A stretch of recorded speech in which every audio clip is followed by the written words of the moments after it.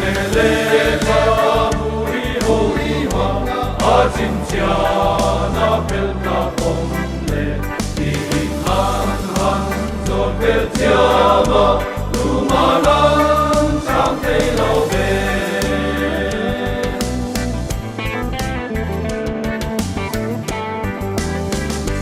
Pami pui jar sen lo zinga Pakatal in omloni Mai te dami dabul pui kan Aneta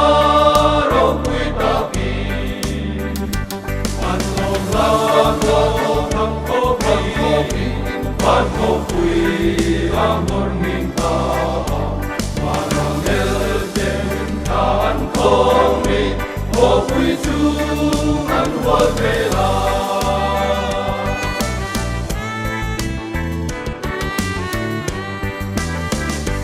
Akian turu kengro puitu Apotar leitim zinga Betehen ka aron ena Azal zel nam tin zinga Mai te mi tiar selo Anko mi tu awa moye Numera ro pui rose Lei sunga en le rose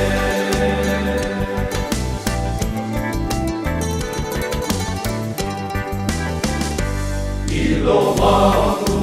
banal rokui Dal Immanuel apa Novela mangai avama Lei suatim avabai Omerta Tunavana roa relta Kita banhan in komunin Ameru ikan buah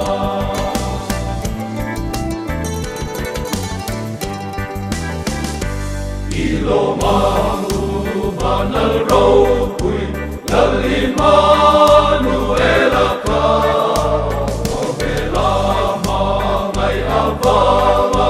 Lei suatim avabai Omerta nun apeka Tunavana